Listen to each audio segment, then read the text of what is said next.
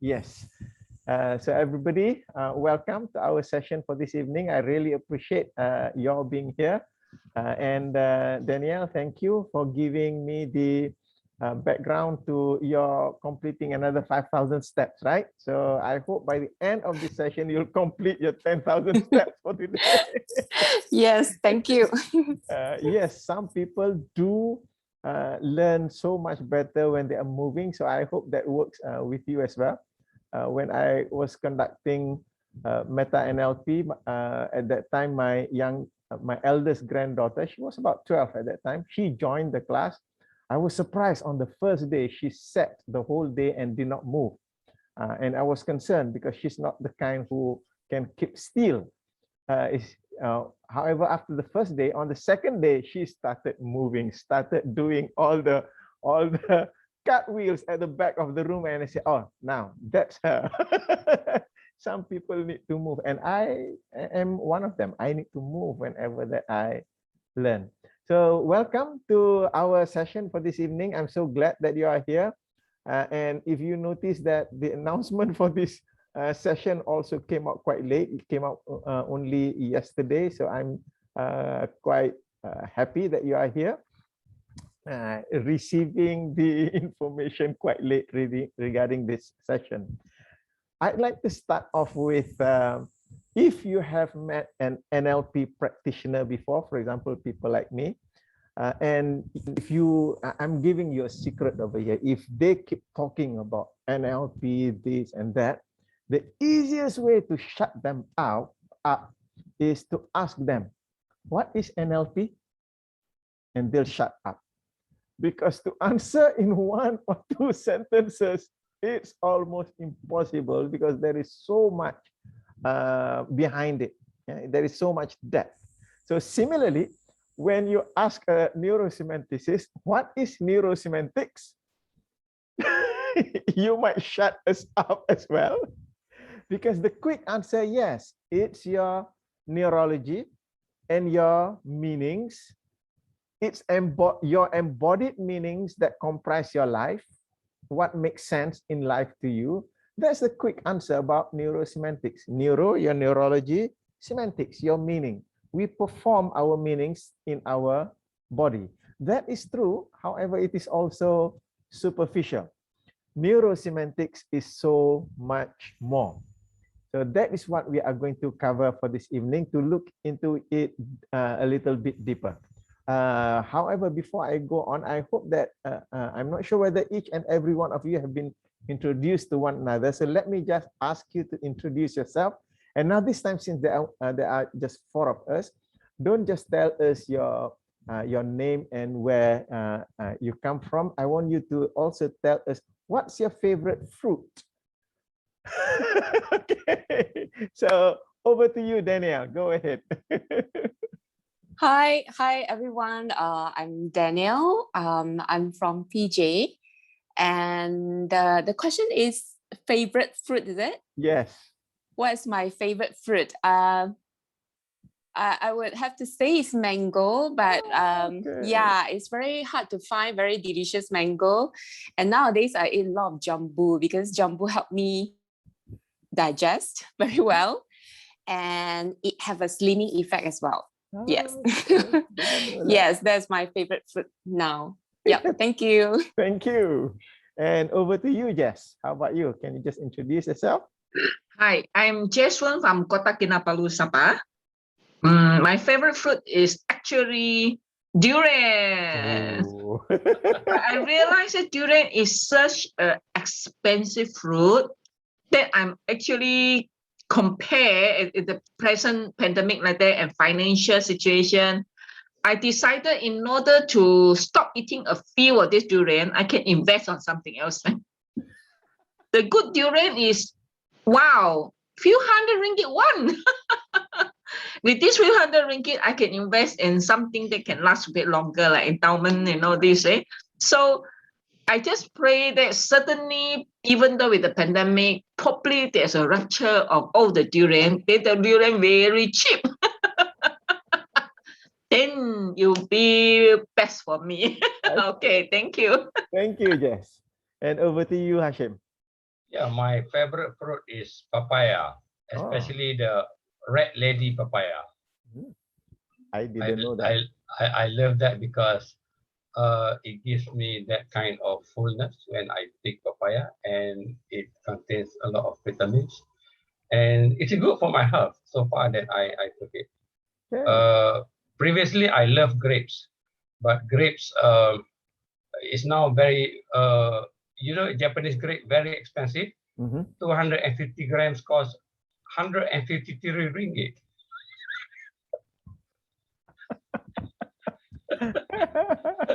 So I switched to local fruits. Local fruits. Okay, thank you. Probably for me, I'm so influenced by my grandchildren. My favorite fruits are apples and bananas because they sing a song to that. I like to eat apples and bananas. Okay, thank you very much, everyone, for your wonderful introduction for this evening. It's going to be a fun evening. Now, we've been having these discussions on neurosemantics for over a year. I think it's about 1.5 years already. And all of a sudden, I come up with this topic. What is neurosemantics?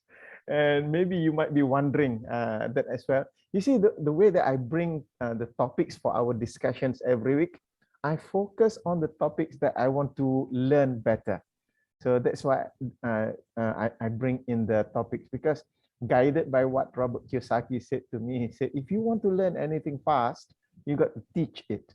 So when I'm learning something, that's when, okay, I'll bring that as a topic in one of these sessions. And the reason why I'm going back to neurosemantics, what is neurosemantics? You see, I graduated from civil engineering, and after graduation, I specialized in soil improvement. Now, soil improvement is a specialization of foundation engineering, which is a specialization of soil mechanics. So soil improvement was not taught in the university when I was in the university at that time.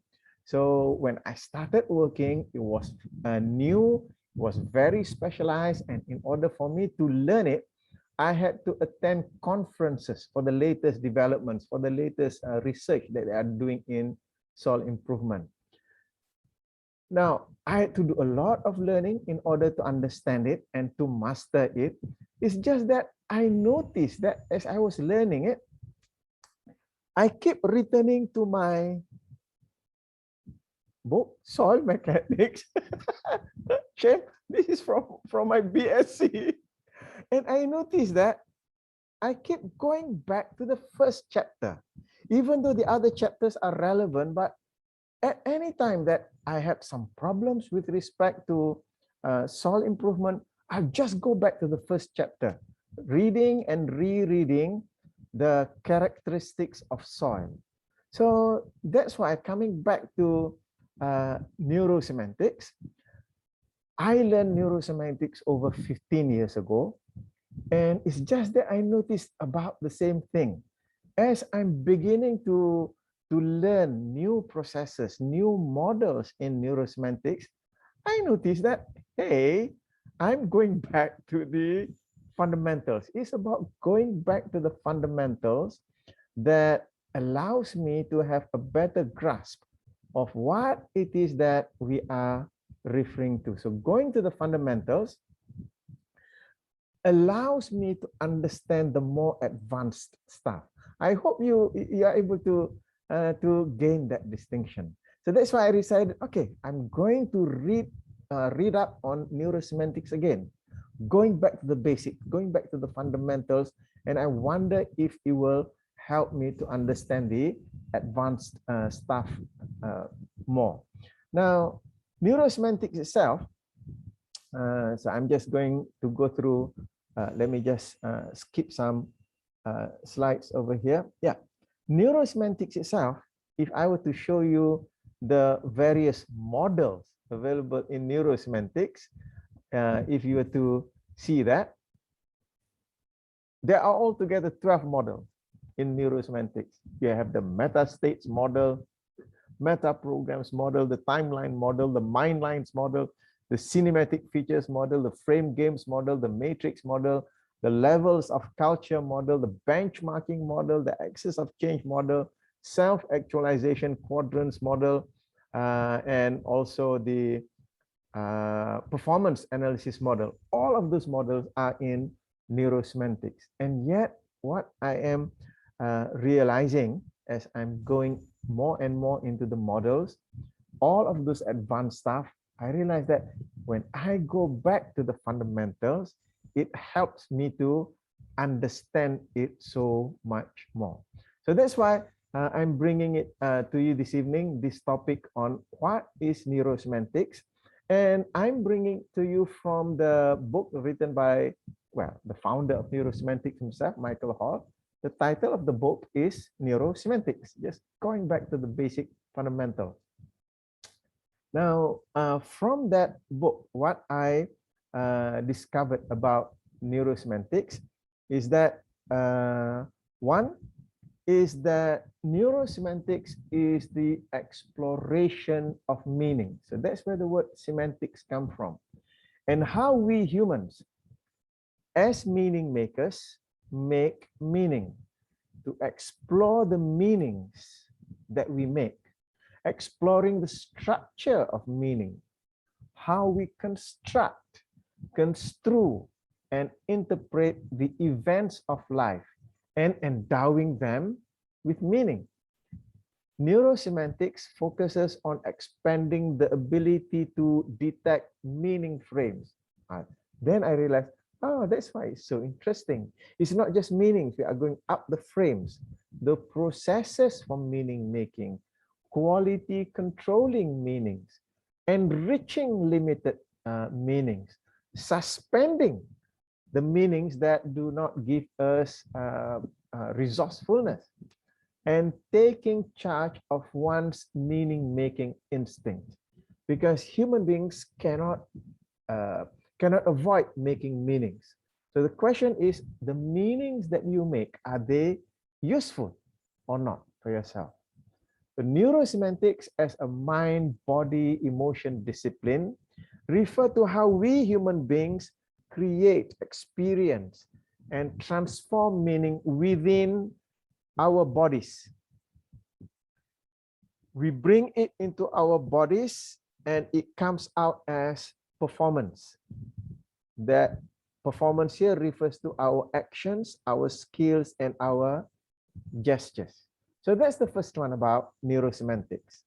The next one is neurosemantics. It goes beyond merely exploring the skills of meaning making. So the first one is how we make and create meaning. The second one is that it goes beyond just the meaning making skill. It enables the processes of identifying meaningful possibilities that represent your highest visions and values in life, and actualizing those potentials in your best performance in everyday life to achieve your highest goals and dreams. Now it's putting it into our everyday life. So it is not something conceptual. However, we are bringing it into our everyday life. So the third one is that neurosemantics is a practical set of processes for unleashing your highest and best and making them actualizing them. So that's where the word actualizing, self-actualizing, to make it real, to make it actual, so that our life is richly meaningful and significant. And this to me is very important, especially in the context of the issues that we are facing today with respect to COVID and lockdown. People are beginning to lose grip of their meaning towards life. So it's a way of creating a life that is richly meaningful and significant. In this unleashing, there is that part of unleashing from the things. So We are talking about unleashing is the things that limit us, the things that interfere, the things that sabotage. So when we say unleashing, we want to unleash ourselves from all of those things that are limiting us. 2, unleashing your dreams. So that's where your dreams are. To unleash to your dreams of a highly productive and meaningful life. So we want to go. So this is the word to use is propulsion system. So something's holding you back and something is bringing you forward. So unleashing here is to unleash your dreams. So that brings creates a strong pulling propulsion and letting go, unleashing from the things that sabotage you. So that allows you to move forward. We call this unleashing process self-actualization. So the process of getting rid of the things that interfere our lives to going to the meaningful life, that is the process of self-actualization. So probably that is one of also the reasons that I'm planning to run this program, Introduction to Self-Actualization Psychology, which is on the 21st to 28th of August. So to be able, because at the core of neurosemantics is about unleashing our best and highest self. Now, the 4th point about yes. Okay, regarding the course, is it still open, or I mean this introduction to actualization psychology? Yes, it is still open. It starts on the 21st of August. So oh, is it every day? I mean, it's just 2 days. Sorry, it's just 2 days. Yeah. 2 days. 21st and 28th is weekend, right? And 28 from 9 to 5 is on Saturday. Oh, so any detail that I can get, or can you send it to me? I'll send it to you. You have my contact, right? Yes, I have your contact. It's just that when you asked that, I was quite surprised because I sent out the details to the your name is definitely on the list, but I'll send it to you anyway, Jess. Yeah, I'm sorry because you'll be surprised during this pandemic. I received tons of email that overwhelming. It might be under, I mean, a trash or scam or spam. Okay, sorry. Please send me again. I'll resend. No worries. Okay. Yeah. Oh, thank you. Okay, Sorry, thank you. continue. Good that I mentioned that. Okay.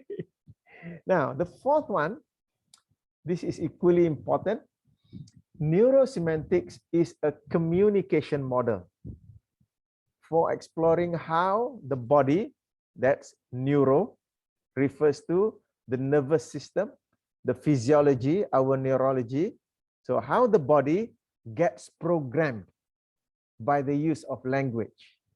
So that's NLP, neuro-linguistic programming, how our language programs our neurology by the use of language, linguistics and symbols, and meaning, semantics.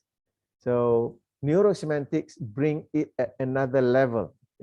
NLP focuses on the linear horizontal tracking of processes of the mind. The central question in NLP is, how do you do that behavior? So we track the linear processes about a behavior that is performed. Now, neurosemantics adds another distinction, the why of that behavior, the meaning, why we are performing that behavior. So this comes from a higher level of mind. Meaning drives that behavior. So it's not just the strategy of the behavior, now the meaning that's driving it. There are many hidden meta levels of thought and meaning within the structure of subjective experience. Meta here, meta is the Greek word for above and above. So when we go at the meta levels, there are multiple levels up there. Okay, and the next point, number 5 here, is neurosemantics is a positive strength-based psychology designed to model the highest and best in human nature so that we can transfer it into our everyday lives. So it came from the work of Abraham Maslow, who at one time he was thinking, why are all this psychology about people who are sick, people who are unwell? What if we study people who are well? So that's why we say it is a positive strength-based psychology. The tagline of Neurosemantics, Actualizing Excellence, identifies that we primarily model expertise and best practices. So what we are deliberately looking for people who are excellent and expert in whatever that they do, and we model them, model their thinking, model their matrix of the mind. We are able to do this because every experience has a structure. And one of the benefits that I realized when I begin studying this topic again is that previously I was learning it, noticing all the different, the different features about neurosemantics. And now when I go back to this topic, I'm noticing the structure, not just the features. Now it's about the structure, how things fit together.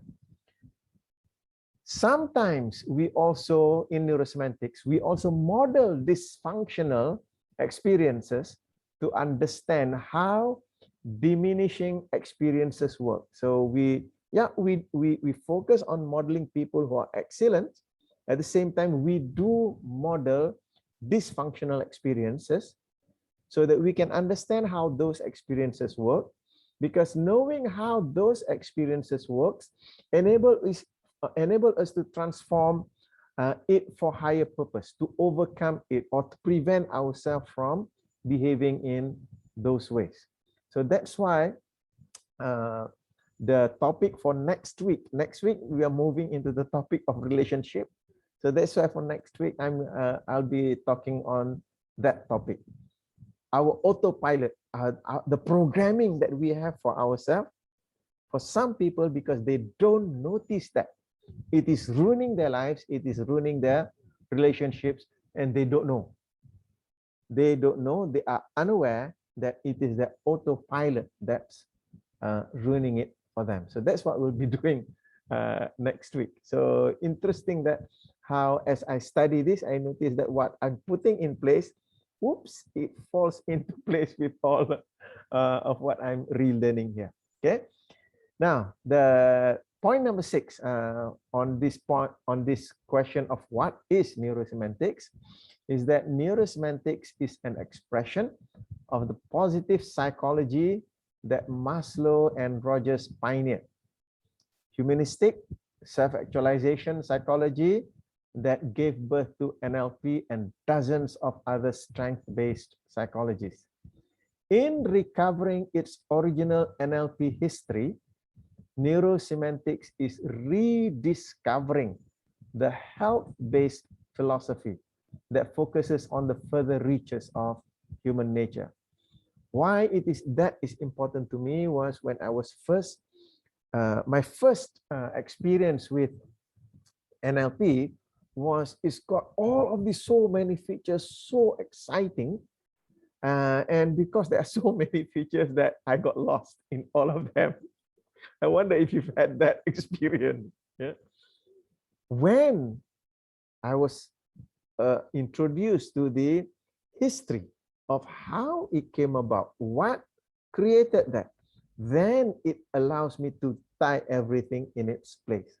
So neurosemantic is an expression of the positive psychology that Maslow and Rogers pioneered. So those are the 6 points with respect to what is neurosemantic. So I'm going to pause my screen share for now to open up for questions and comments from you. So go ahead.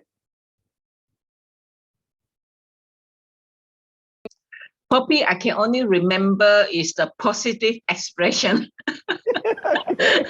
The rest of them is a little bit too mouthful for me. Okay. Yeah, that was interesting. I mean, because I did ask this question from time to time. I did ask Anthony also, see, and then he gave a long summary as what he has said just now. Because I remember there's some NLP people talk to me, so they were talking about it. Then I said I belong to another group, another NLP. Oh, you belong to that group. Okay. Sorry, that's my experience. I still want to know more because it's called neurosemantics. Yeah. So they refer us to the other group. Okay, the other group. Huh? Yeah. Okay, good, good.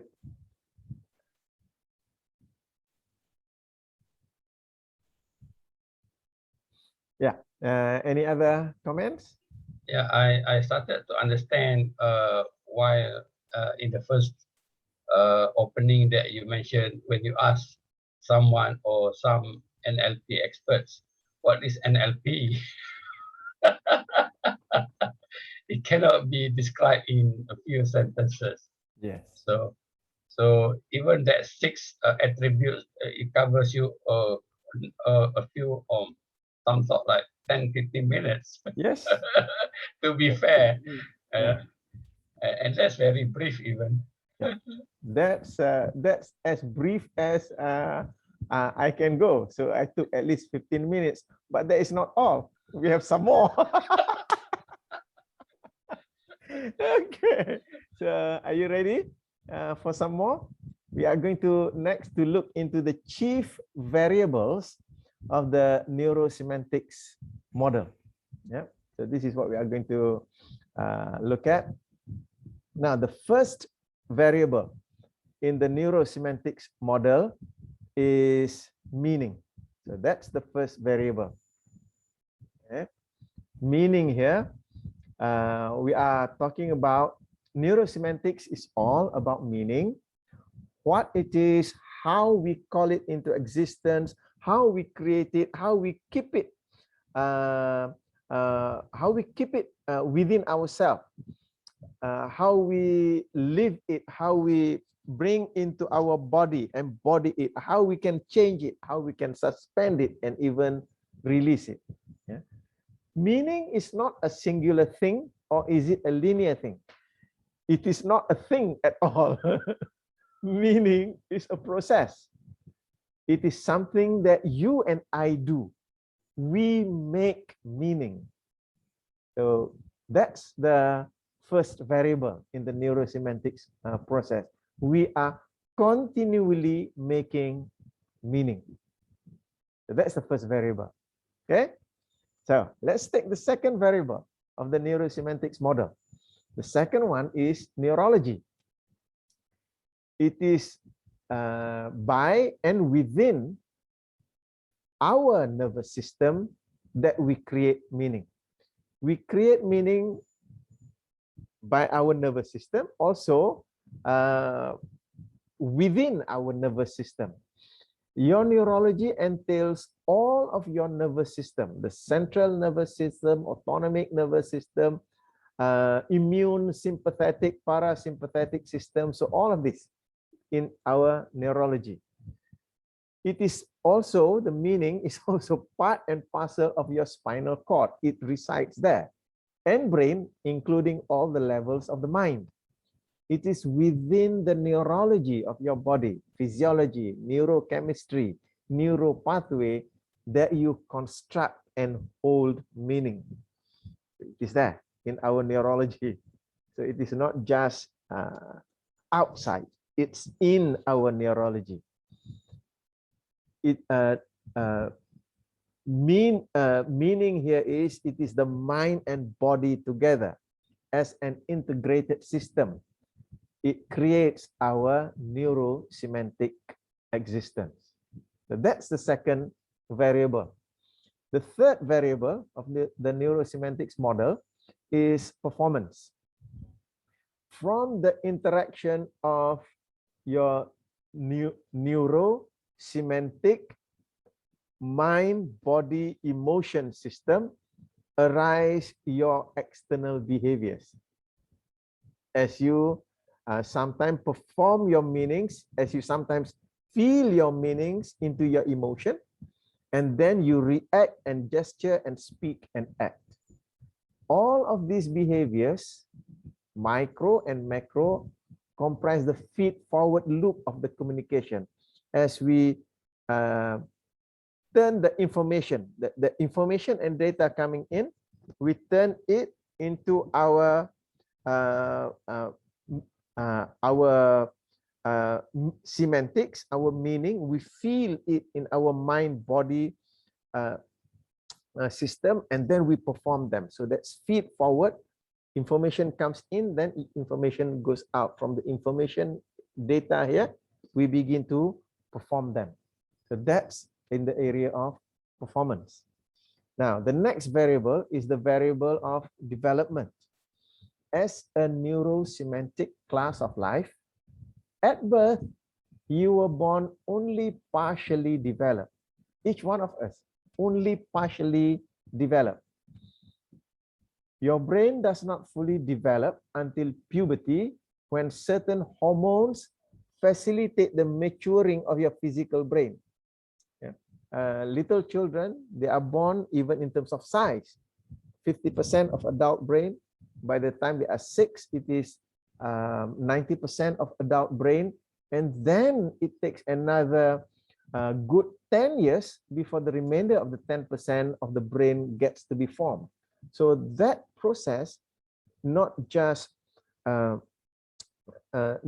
develop the physical growth of the brain, it is also developing the usefulness or utility of the brain. From infancy to young adulthood, many of your semantic dimensions develop through stages that have been well mapped out by developmental psychologists. During that period, you develop cognitively, socially, sexually, ethically. As you develop through definite cognitive emotional stages, you move beyond the cognitive distortions of childhood. As a child, we create those distortions because our brain is not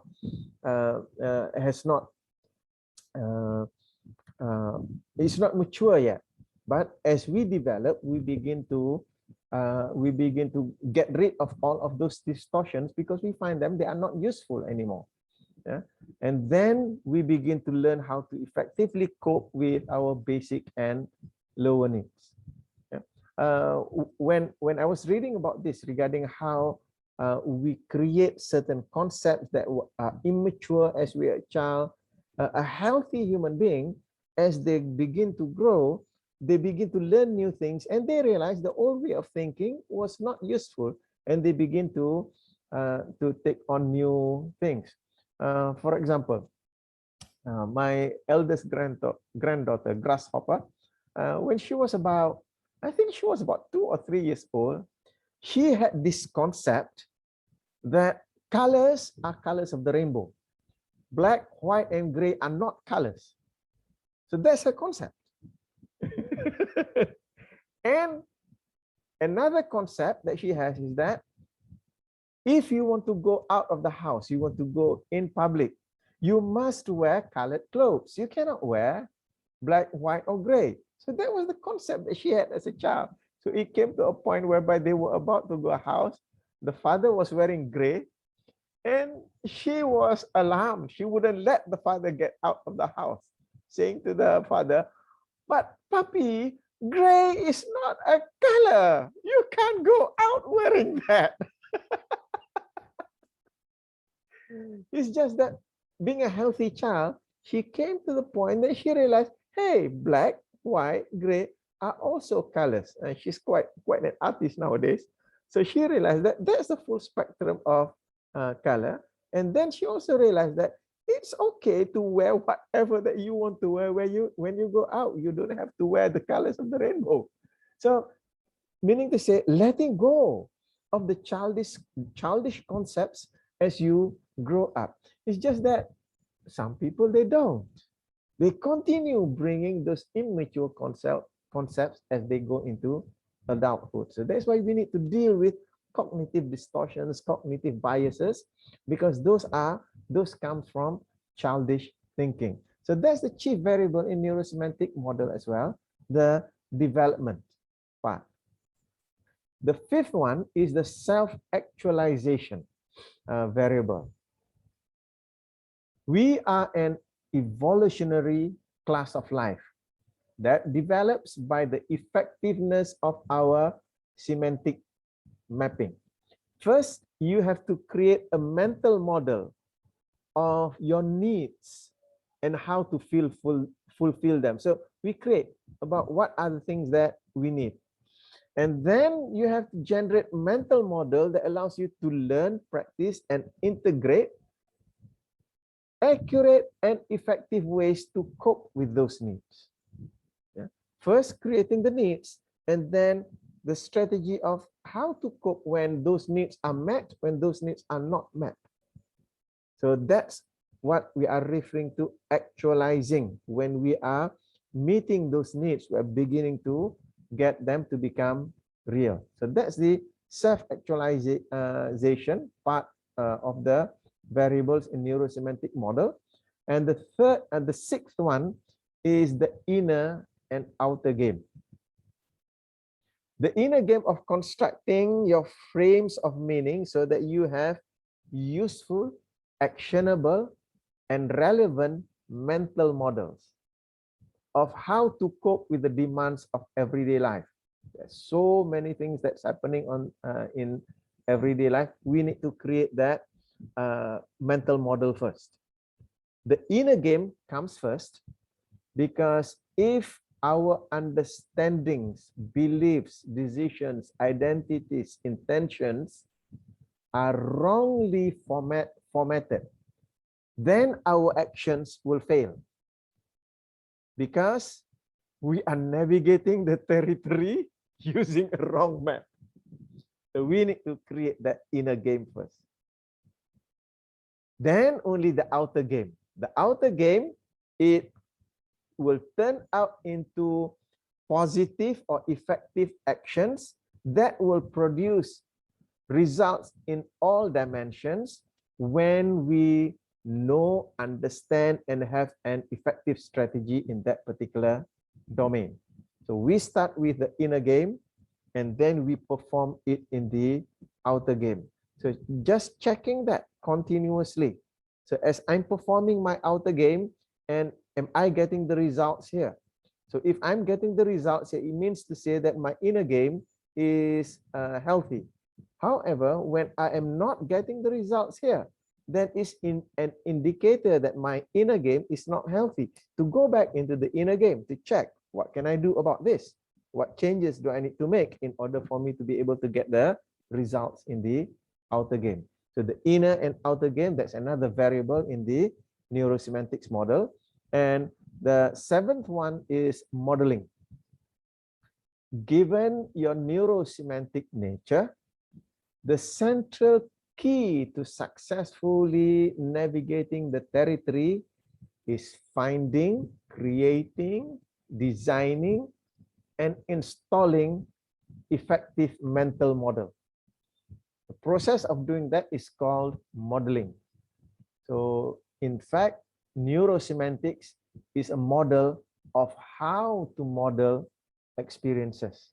And we as human beings, we learn through modeling.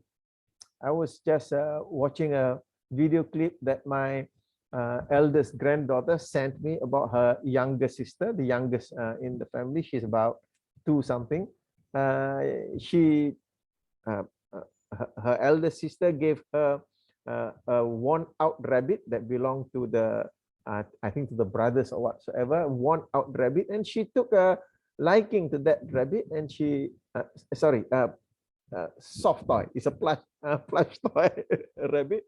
She took a liking to it. Even when she goes to sleep, she'll hug the rabbit. And so the grasshopper took a video of Siesha, eyes closed, about to go to sleep, but her hand were patting on the rabbit as if putting the rabbit to sleep. She's modeling because that's what her sister does to her. That's what her mama does to her. So nobody taught her to do that. But when she had that rabbit with her, she began tapping the rabbit to get the rabbit to go to sleep as well. So at the core of neurosemantics is modeling, and neurosemantics is a model of how we model experiences. So those are the 7 variables of the neurosemantics model. I'm going to pause there to allow questions and insights. What are the insights that you get from here? 7 variables: meaning, neurology, performance, development, self-actualization, inner and outer game, and modeling.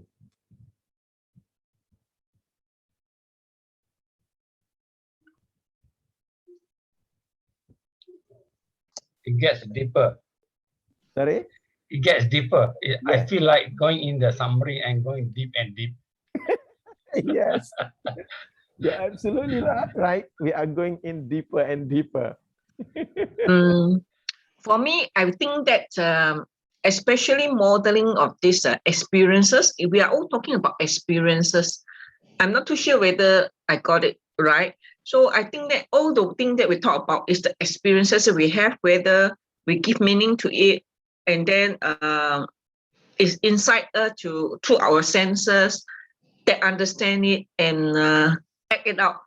So is this this is what I'm trying to say. No, you are talking about modeling experiences, but I was thinking is the whole thing is talking about experiences, whether there's a positive explanation and whether give meaning to it.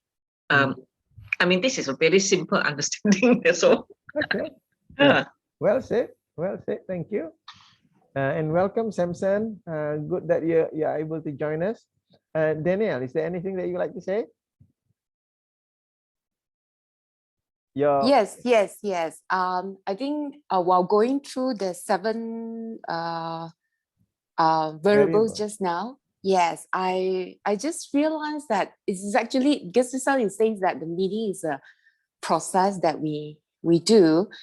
So I just realized that when earlier I shared about how I make up my mind to actually focus on myself, and when I do that, I actually grow physically and mentally. The strength actually grows. So I'm talking about the physical exercise and also the learning process. So I think by going through the 7 variables just now, I just realized that that is the steps that I actually went through. First, I find the meaning behind it. I always have difficulty finding purpose of doing certain things. I think maybe that explains sometimes I cannot stick to the things that I want to do. Then I realized that because I didn't find the real purpose, what is it I want to be or I want to achieve. So I think thanks to my husband, when I talked to him about this one, he helped me some kind of work out the meaning that I want. And then once I had that meaning, and then I just set my mind, I think like just now we are talking about the inner game. So I set my mind to it. And when I perform it, I actually see development. Yeah. So I think, so by looking at the variables just now, I just realized that it is how amazing I went through that process. Yeah. Thank you. Thank you. Yeah. One of the insights that I got as I look at this variable is that at one point I had this concept that meaning is like something in the cloud. You know, nowadays we have phone connected to information in the cloud. So I thought that meaning is in the cloud, but no, it's not in the cloud. It's in our neurology. It's in our body. So that's why we cannot not perform the meaning. It is already in our neurology. So meaning, neurology, and performance. And it is a skill to not put meaning. People who don't understand the process of meaning making, they cannot not make meaning, because that is almost an automatic process for a human being.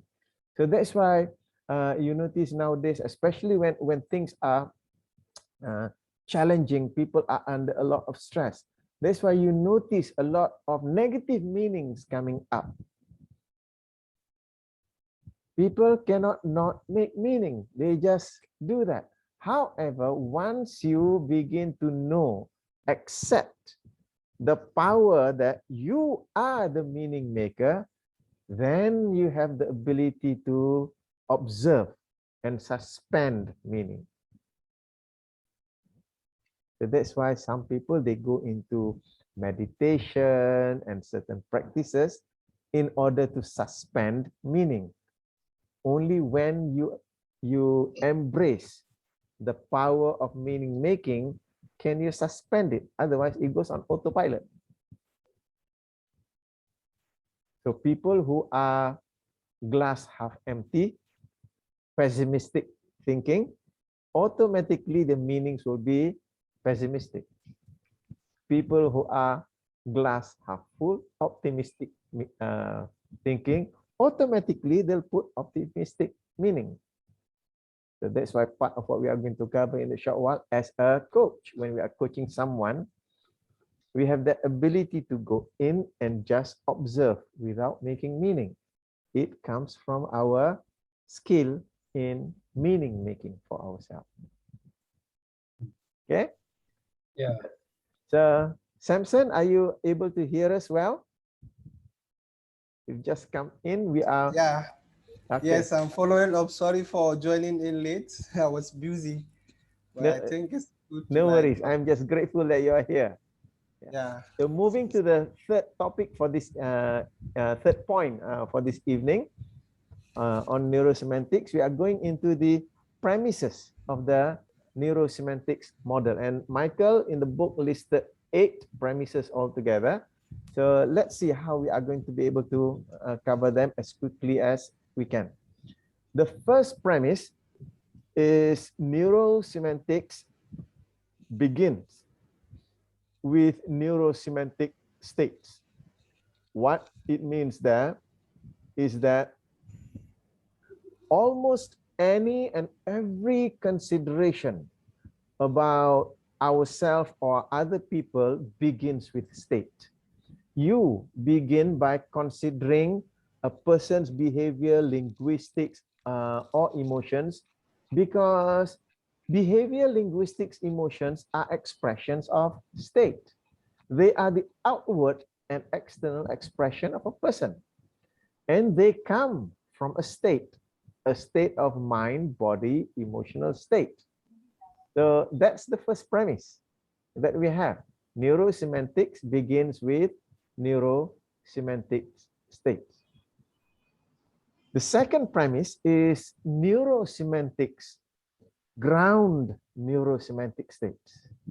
In working with human experiences, you not only have to identify the state that it comes from, an expression that comes out of that state, you need to ground that state so that you can explore its depth and transform it. You see, states are fluid, they keep changing. So that's why if you want to explore a person's experience, you need to ground that state as if you are freezing that state for a moment for you to explore. Otherwise, it keeps shifting. Grounding a state is critical because states as processes are forever moving, changing, and altering. You can and do states quickly and rapidly, and unless you ground it, the very experience that you want to enrich, alter, transform, or use can disappear. So that's why when we are coaching someone, or we are having a conversation with someone, and they are sharing with you a certain state that they are experiencing, you need to ground it by, as a coach, I would say, just go in and feel that for a moment and notice where and when that happened. So just to ground it. Only then we can explore the meta levels of the person's state. Okay. Now, the third premise is that neurosemantics invites mindfulness by accessing of your self-reflexive consciousness. Mindfulness is a sexy buzzword nowadays.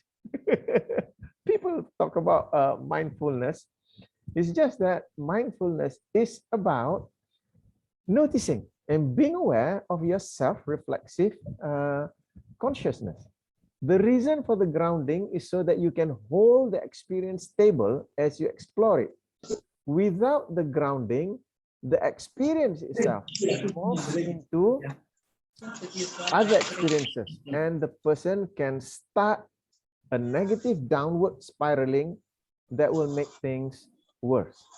So bringing to the person's attention, the self-reflexive consciousness, self-reflexive awareness. Yeah. So that's what we are referring to. Neurosemantic state invites mindfulness. Yeah. So the fourth one is neurosemantics invites and provides direction for how to explore higher neurosemantic states. What we mean by that is how we explore that is we begin with rapport skills. So how I am able to explore another person's higher neurosemantic states is that begin with the rapport skills of NLP, pacing, listening, and mirroring. Then entering into the other person's structured reality and match the other person's experience of the world. Only then to lead the person to where that person needs to go. The next higher level is a layer of thought and feelings which operates as a frame. Next to that are the frames of references, the frames of mind, or frames of meaning. Now, central to neurosemantics distinction, that the higher levels govern the lower levels of thought and meaning. So when we talk about neurosemantics invites and provides direction for how to explore another person's higher neurosemantic states. So we have that process, getting into rapport, listening and mirroring, entering into the person's structured reality, modeling it, giving feedback to the person. As you understand that person's structured reality, then begin to ask questions about their thoughts and feelings that will reveal to us and to them as well. Because for many people, they have not explored it by themselves. So when you are exploring it to understand, they are also understanding. And the thing about the distinction here is that the higher levels govern the lower levels of thought and meaning. So as you climb up the meaning ladder, the frames of references, the frames of mind, the frames of meaning, that's when the person reaches at the highest level and begin to notice why they are performing in this way, because they have all of those meanings up there. So that's the fourth premise. Okay, so moving to the fifth premise over here, neurosemantics demystifies many of the old myths of psychology and philosophy. It demystifies them. How?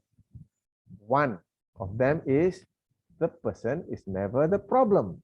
The frame is the problem. So when we are in contact, we are connecting and interacting with somebody, and we notice that they are behaving in ways that is hurtful or harmful to the relational process, to the relationship. In neurosemantics, you say the person is never the problem. And as you may be aware, in society, people tend to label the person as a problem. Or that person is an a-hole or whatsoever. However, in neurosemantics, say, no, the person is not the problem. The frame is the problem. So when we are able to dissect, understand the frame, something can be done. The person can do something about himself. The second one is, there is nothing inside of you but frames. Those are all frames.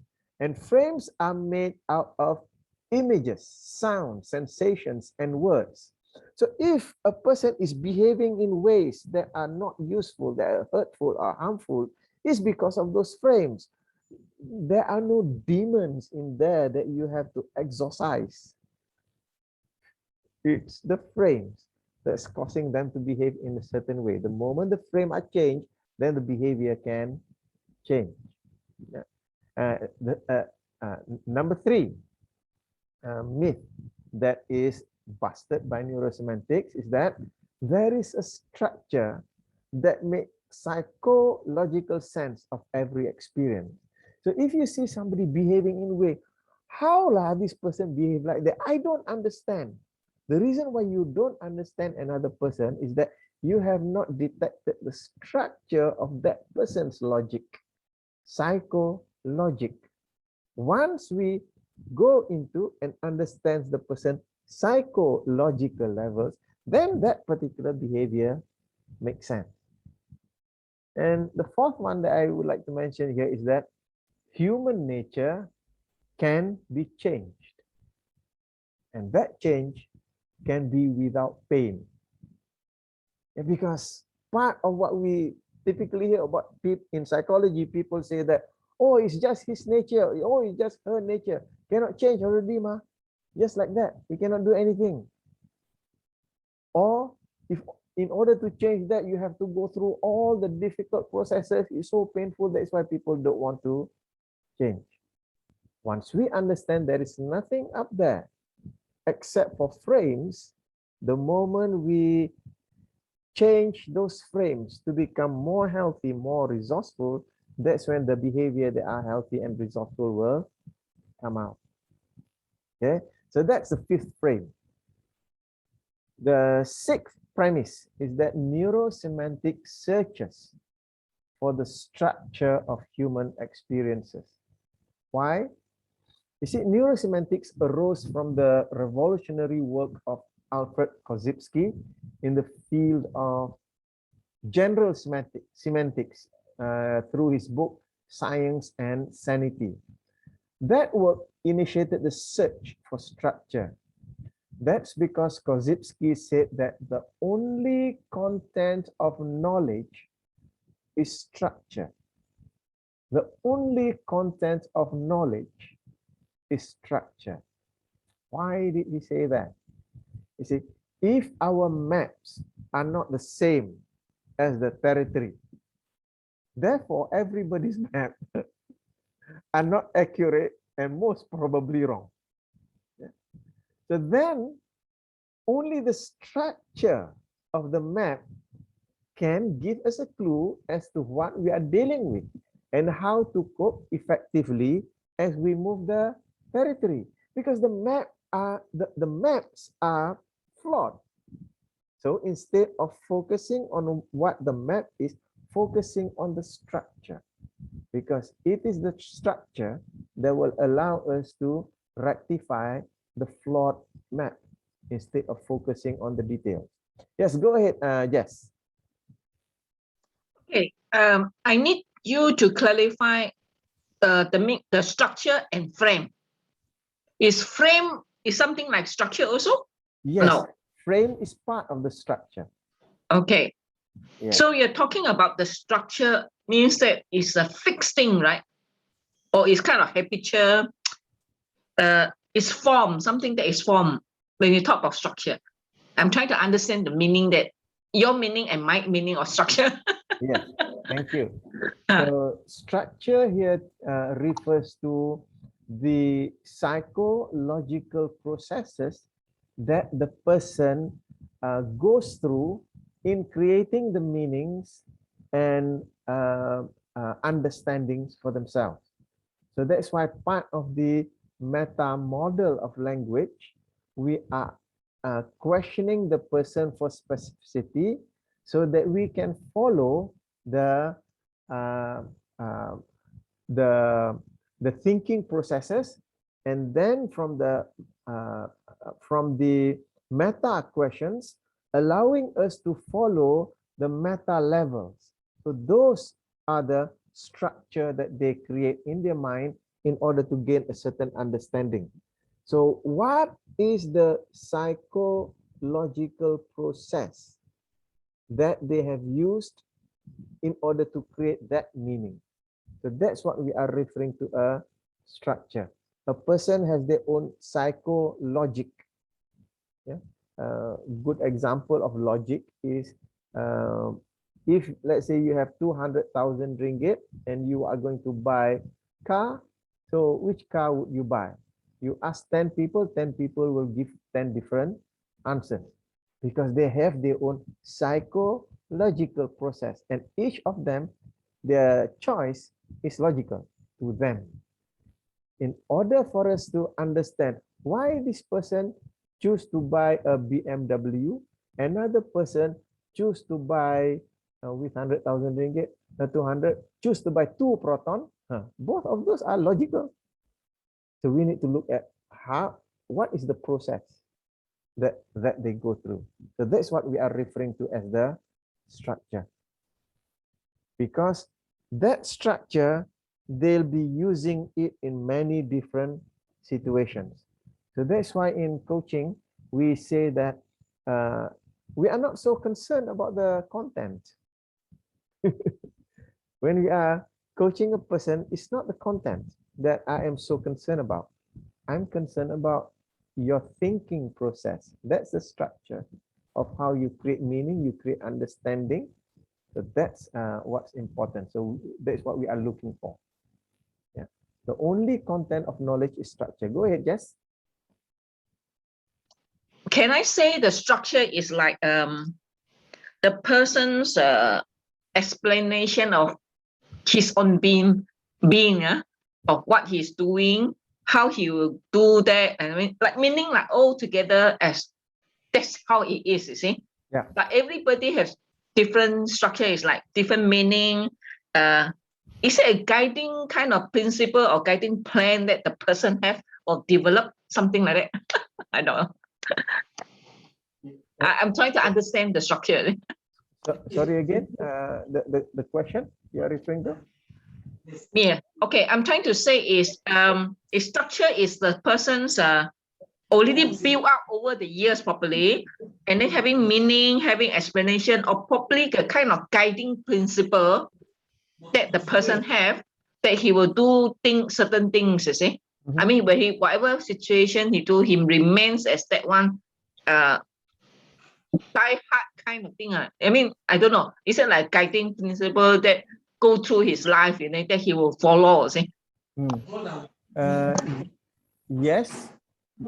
Principles come from principles drive a person's values. What's important to a person drives a certain values, and those will also influence the person's thinking process. Structure over here, we are referring to that process that they are taking in their thinking. So that process may be driven by their meta programs, may be driven by their cognitive ability. They may be driven by their values, their principles. Yeah. However, we are looking at what is the process that they are using.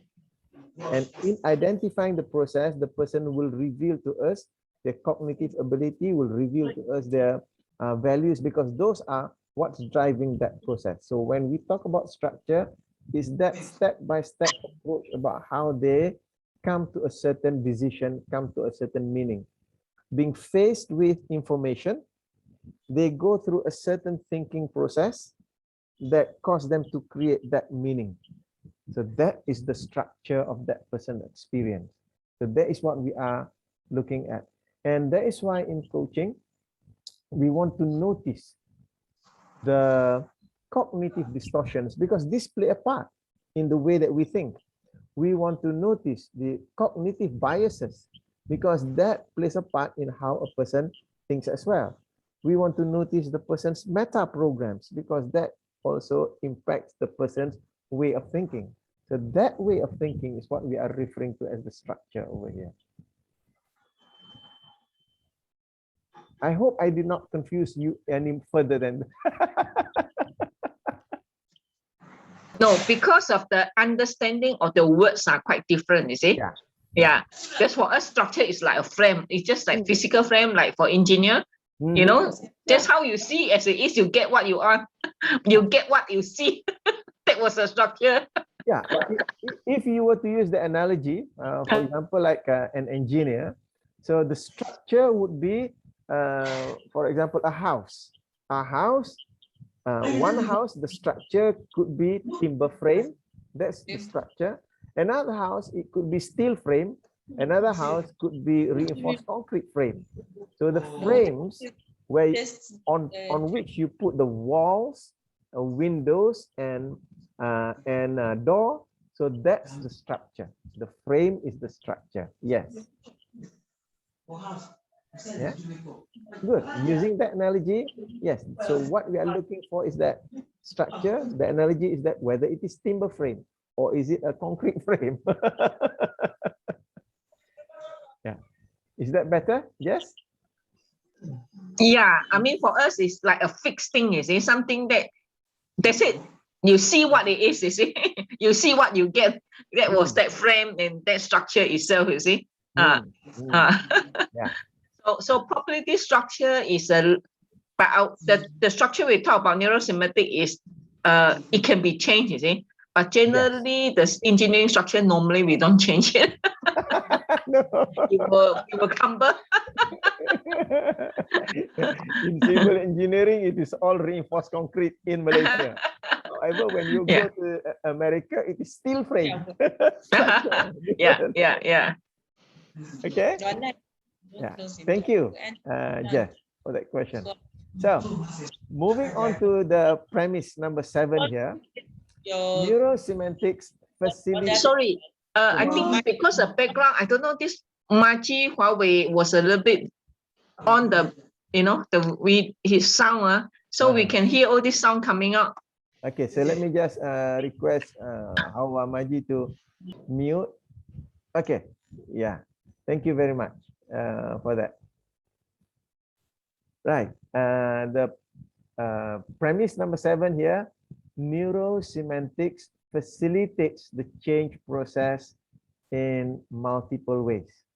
As we explore the neurosemantics of a person, it helps the change process for that person and for you as well. Because one, in order to explore it, you create a high quality of rapport for the safety and trust. That allows the person to experience through that mirroring of his or her own reality. So just the process of creating rapport with a person is creating that trust, and that is already facilitating the change process. Yeah. The second one is that when we are exploring a person's reality, holding the frame in the context of just exploring to see what's there introduces a non-judgmental awareness and pure witnessing. So now the person doesn't feel that somebody is dissecting them, trying to make changes here and there. However, you're just holding that frame that this is pure witnessing.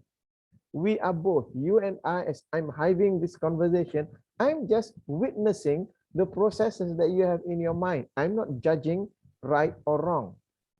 So that in itself will facilitate the change process. And the third one is changing the frame. So as we explore a person's frame, then that person begins to realize, oh, this is not so useful for me. Hey, this is useful for me. So that person, the moment they change the frames, they change the game. So that already is also how we facilitate the change process. So it is not singular. There are multiple ways that we are facilitating the change process. And in neurosemantics, we operate from a couple of principles. The first one is that we can change no one. But as we change, the game changes. You see, I cannot change you. I can change me. However, when I change me, I behave in a different way. The moment I behave in a different way, the external game is now changed. And that invites the other person also to change. That's first. Second, we can change no one, but we can facilitate another to choose to change. That facilitation process is by exploring the person's mental structures and letting them deciding, is this useful? Do I want to keep this? Or do I want to take on something new? So we are not changing the person. The person is changing themselves. So coming up to the eighth and final premise here is neurosemantics facilitates an unleashing of potential that enables transformation of personality, identity, and life's purpose. Maslow and Rogers postulated that the self-actualization drive is our most fundamental drive of all. It is the drive to keep moving forward and upward in making real. So that's what actualizing means. What is clamoring inside of you? There's something inside of you that wants to move forward to achieve that particular actualization of your potential. This lifelong and never-ending drive is a drive to be real, you as a person, to be who and what you are, and to keep transcending and including your current life situation. You are not throwing away your current life situation. That is also part of you. At the same time, you are transcending that, going beyond to be able to be the person that is inside of you that wants to come out. And self-actualization is not about you. Even though the word is self-actualization, but it is not about you. It is about actualizing yourself, your gifts, your abilities, your potential. So that is the, you can say the paradox. We say self-actualization, but it is about your gifts, your abilities, potential. Yes, go ahead. I remember when we study Maslow theory, you know, the tip is called self-actualization, right? Yes. I remember all our lecturer, all our trainers say, nobody can attain self-actualization except God. So I was actually very confused about this self-actualization, the real meaning of self-actualization. Does it mean that we have transcend myself into spiritual being that's so high up to that level that unattainable? So that's why when you talk about self-actualization and your training is coming out, I was always keep training about, am I moving into, you know, being a priest, being a monk kind of thing, you know, that who forget about everything in the world, don't have all this greed or needs, except probably being part of God. that was, I mean, my understanding last time. See, I'm still searching for the meaning of self-actualization. Okay, good. Yeah, that's why I would say the danger here is because the word self-actualization, it's a nominalization. It appears as if it is an object, it is a destination. However, self-actualization in itself is a process.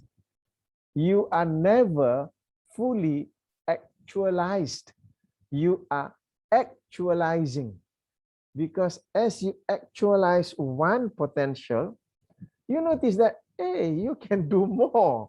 Then you begin to actualize a little bit more, and a little bit more, and a little bit more. So that's why Abraham Maslow, when he talks about self-actualizing people, he don't talk about people who have already reached the pinnacle. Because when you reach the peak, there's a higher peak. There's a higher peak. There's a higher peak. So that's why he used the term characteristics of self-actualizing people. That's a doingness. That's a verb. It's not a noun. So when we talk about self-actualization psychology, it's about the psychology of how we become better and better and better in terms of our meanings and in terms of our performance. So it is not a journey. So it is not a destination. It is a journey. The self-actualization is the journey of actualizing our best, highest intention, highest meaning through our best performance.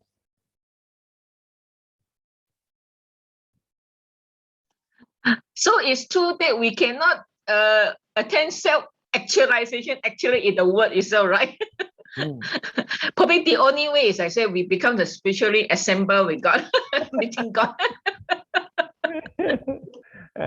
And yes, when you mentioned that, it reminds me of a saying. People, I can't remember from where many people say what they say is that God's gift to men is more gifts, more talents that they can use in their lifetime. Man's gift to God is how much of that talent they use in their lifetime. So meaning to say, as you actualize one gift, you find, hey, there's another that I need to actualize. There's another potential that I need to actualize. So it is a never-ending journey because there is so much. As Glenn Dorman puts it, at the point of birth, a child has more potential intelligence than Leonardo da Vinci ever used. When you look at the life and work of Leonardo da Vinci, you know that he's a tremendous, productive person. And yet Glenn Dorman says a child has more potential intelligence.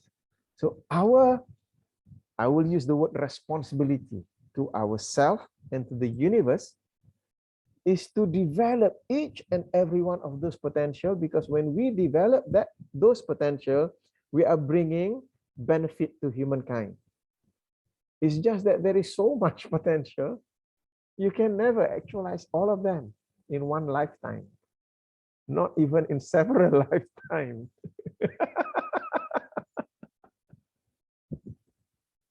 I find that as we go on, our meaning of the words have, what do you call it, improve or make it bigger, expanding. So from the many years, I think 20 over years, Maslow theory, 30 years ago, I think probably 30, 40 years ago, the understanding of that thing, everybody go after Maslow theory. Then we now, as you mentioned, that this self-actualization is a process, see, not reaching that pinnacle. So I'm thinking, wow, as times pass by, probably in 10 years time, probably there's another meaning for self-actualization. Yes. Yeah. So that's why in the program Introduction to Self-Actualization Psychology, we go into the characteristics, we go into look at what are the models. Because in 2 days we cannot cover everything, but to give you a broad overview of what is there in self-actualization. It is not something mystical. It's something that you and I, at our current state, we can actualize bits and pieces of ourselves little by little. Samson, would you like? Is there anything that you like to say? You need to unmute yourself first. You need to unmute yourself. Your mic is still muted. Now. Okay. Yes. Can you hear me? Yes. What I wanted to add is to say it has been an interesting discussion, and it has really taught a lot of areas that one has been battling with over years.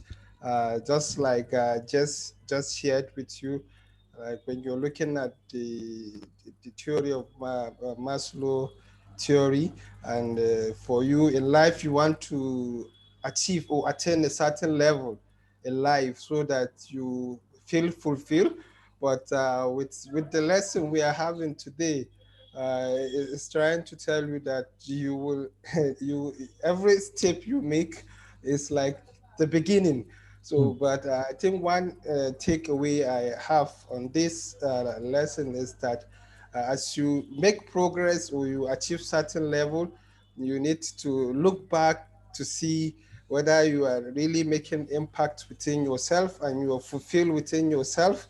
And I think that brings out the best in you.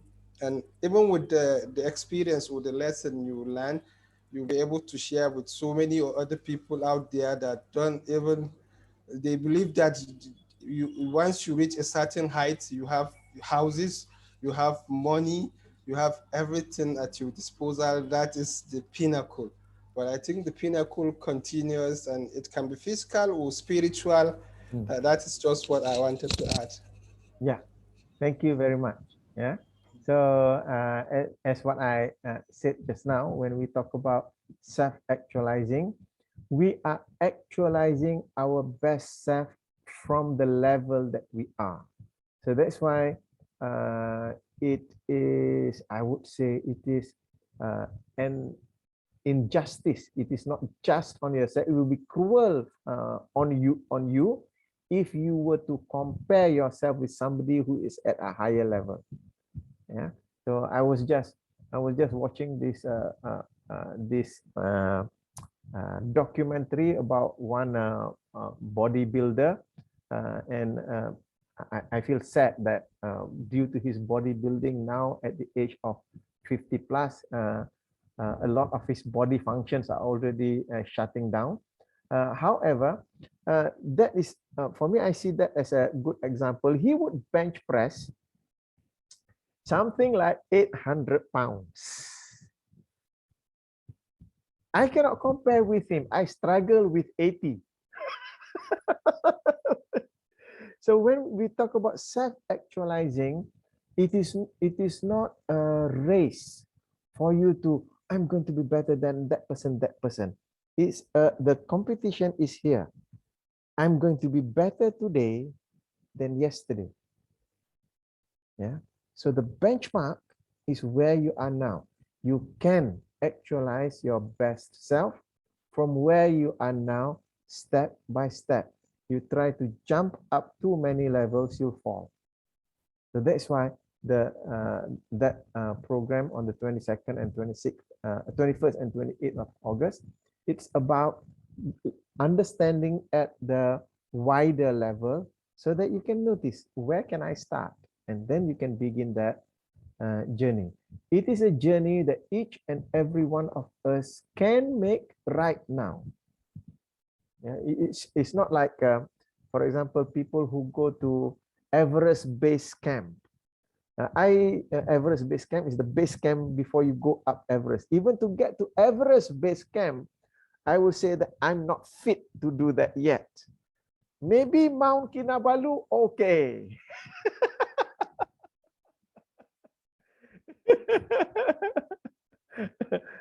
So that's why I cannot compare myself with somebody who is climbing Mount Everest. No, it's not. It's cruel on me if I were to compare that. So probably I will compare myself with somebody like Hashim. We are about the same physical condition. I can compare with that and move up from that. Yeah. So that's basically when we talk about neurosemantics here. Part of it, the premises in neurosemantics is that human beings are built for development. We cannot not develop because, you know, it's just like if you drive a car, especially in KL area, I'm thinking about Kota Kinabalu. Or Kota Kinabalu, I'll use the example of traffic lights. Okay, in KL we use the example of toll. You see, you stop at the toll booth or you stop at the traffic light, right? You are not, you stop, you are not moving. And when the car beside you moves, you feel you are going backwards. So similarly in life, you cannot stay still. Because if you think that, okay, I've reached the top already, I'm still, you feel as if you are going backwards because people are moving. So that's why we cannot not develop. We need to develop. And part of what drives us to develop, there is something inside you that wants to come out. I'm not talking about viruses or what. I'm talking about the talents, the potentials that are inside of you that needs to come out. That's why Abraham Maslow says a musician must make music, a painter must paint. That needs to come out. It's just that we have been, maybe for many people, we have been misinformed about, oh, there is so much that you can do. There is so much that you can do. There is a lot. It's just that we have not explored all of them. Yeah? So that's what drives human behavior. Okay. Right. So coming towards the end of the session, a couple of questions that I just want to ask you before we end. So what is it that you have learned from this session on neurosemantics? What will you take away with you? And what is it that we have talked about this evening that speaks to you personally, that will inspire you for more greatness in your life? So I'd like to invite each and every one of you, if you want to share what it is that you are thinking about at this moment with respect to some of those questions that I've thrown to you. I'd like to start off with Hashim at the bottom left of my screen. Hashim, go ahead. Is there something that you like to share? Yeah, very interesting. I think I'm going back to page 1, like you explained earlier. It's always good and it's always meaningful to go back to page 1 because I have been reading about NLP for quite a number of years. But when you bring me to page 1 today, I say, oh, I know nothing about NLP or neurosemantics for that matter. So what attracts me today is, especially when you talk about psychology and the myth of the old psychology, and there's no word that you have in your slide talk about psychiatrists. Because looking at what or hearing at what you were mentioning today, the difference between neurosemantics and psychiatrists is two different things. The approach towards say a problem statement, say for example a child is so-called learning difficulties and labeled as learning difficulty. A psychiatrist will actually approach that subject matter in a different way from a neurosemantics person. Yeah. So that's why the frame and the structure is very important. It's as important as in engineering. Yes. Thank you. And understanding the frame and the structure of the person and experience is the key to that self-actualization. And as you said just now, actualization is not about you, it's about yourself. Yeah. Thank you very much. Thank you for that action. Yeah, absolutely right. Because in neurosemantics, we are talking about strength-based psychology. Whereas a psychiatrist, they are not using strength-based psychology. They are using the psychology of people who are hurt, because they are looking at where is the hurt so that I can help that person remedy that hurt. In neurosemantics, we are using the psychology of strength, looking at the strength in a person so that we can strengthen the person. So two different types of psychology. So that's why I have a very clear-cut approach to especially meta coaching. So I only deal with people who are psychologically healthy, people who are sane, people who are well. When people are unsane or unwell, then we need to refer them to people who are well versed in that type of psychology, because only that psychology is able to handle people who are unsane and unwell. For example, strength-based psychology, knowing that you are sane and well, and I notice that you are not performing at your best, I will challenge you. And because you are sane and well, you are able to shoulder that challenge and rise higher. Somebody who is insane and unwell, you challenge that person will spiral down. So that's why we are using different types. So thank you for bringing that one up. Yeah, thank you. So moving on to Samson, would you like to say something before we just get everybody's opinions? Go ahead. You need to unmute yourself first. Hello, thank you very much. Can you hear me? Yes. Yeah, I think some takeaway for me is one, understanding the basis of your existence and making meaning to it based on the different experiences you have. I know you talk about frames. Normally, I don't used to think about myself as having different frames.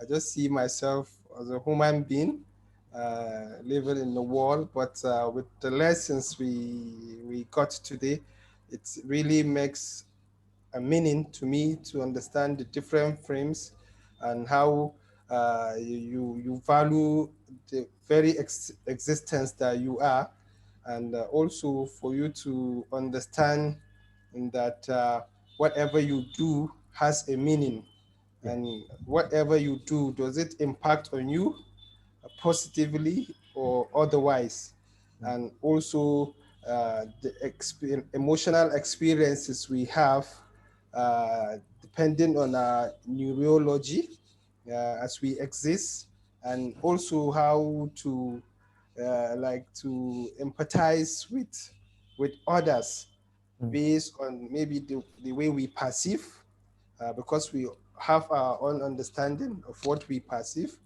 based on the different frames around them. So, but with time, gradually, as we continue to engage, we'll be able to understand why people behave the way they behave, or why you are experiencing some things in life, and for you to really understand the essence of you as a human being, and for you to know that you are the one that will take yourself to the pinnacle you feel you want to, which I know you shared. You said when you reach to a certain end, that is the beginning, and time will not warrant us to meet up with the highest level, but it has really been impactful.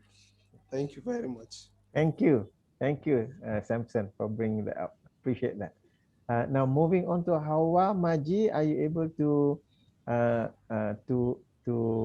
speak? You can unmute your mic if you want to speak, Hawa, if that's how I pronounce your name. Hello, everyone. Hello.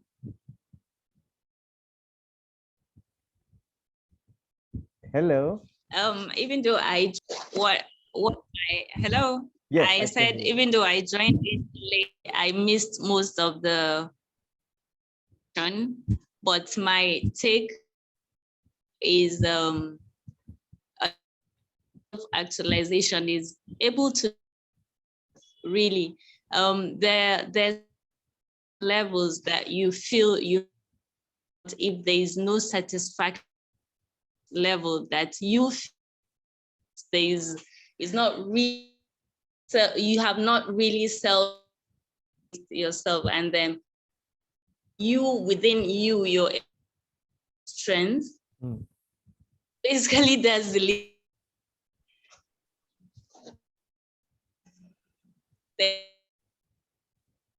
okay. Thank you, Hawa. We got bits that we can hear, and there are quite some bits we couldn't hear. So I think that's the reason why you kept coming in a few times. You couldn't get in, probably because of the internet connection. However, I really appreciate your being here this evening. Thank you, Hawa. So moving on to Danielle. Go ahead, Danielle. You've completed your 10,000 steps already? Yes, completed. Yes.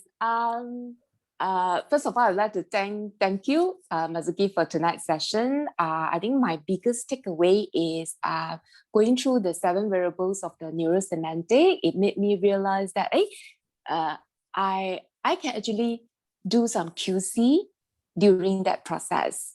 So I never thought of it before, but now that you have mentioned it, then I started to think about every time when I make a meaning, I never really check whether the meaning that I make is going to be something that is good for me and good for the people surrounding me or not. Yeah, I perhaps really skip that process. So I think for that, that is one of the takeaway tonight, that I can actually do that in future. And the other thing that I realize is because when I look at the word self-actualizing, it never appeared to me that I can actually do that. I like many other people believe that it is something that you would never achieve, like what Jess had mentioned just now. That is my misunderstanding as well. So after hearing you explain it, I realized that it is a process that we can actually learn how to do it. It's just a journey on how to become better, comparing to yourself, your yesterday self. Yeah, so I'm glad I get to know that, have a clearer understanding about that tonight. So thank you. Thank you very much, Danielle. Appreciate that. And last but not least, Jess, go ahead. I think still the positive expression that was really caught me, that what we do, why we do what we are doing, learning this neurosemantic is probably, to me, is to get that positive expression and the meaning for it, you see. As you say, we like to work with people who are sane, who sort of know what they are doing, at least can not so much of, I cannot say depressed or something wrong somewhere, that to need the kind of internal help, psychology and all this. We are not the one. We want people who want to move one step to another step, which we ourselves want to move forward, you see. So as a self-actualization, good that it's not that not attainable. Now we can attain because it's a process. So it's not that we go the pinnacle, that's it, we let go of everything, just pray every day. But yet, as you mentioned, God gave us so much a gift that we haven't used at all, see, because the best way is you to give, to serve Him, right? So that's my takeaway today. Right. Thank you very much. Well said, Jess. And with that, we come to the end of our session. I really appreciate all of you for being here. And I look forward to seeing all of you the next time. For your announcement, next week we are going on to shifting gears into topic on relationship. So the topic that I mentioned to you, what we will be discussing next week is your autopilot ruining your life and relationship? So this is how, when we have that processes not in place, out of balance, then it can ruin us without us knowing it. It's just that for next week, we are going to do it on Wednesday evening instead of Thursday, because on Thursday, I'm going for my second jab. So my appointment is at 5. I don't think I'll be able to get back here to have the session by 8. So we'll have it on Wednesday next week. So again, thank you very much. And what I'll do, Jess, is that I'll send to you the link for the self-actualization program so that you can have a look at that. So thank you very much. I look forward to seeing all of you again. So good night. God bless. Assalamualaikum warahmatullahi wabarakatuh. So thank you, everyone. Thank you. Thank Good you. night. Good night. Bye. Good night. Hawa. Bye. Yeah. Good night. And Samson too. Thank you. Yeah, bye. Okay. Thank you. Thank you. Assalamualaikum. Waalaikumsalam.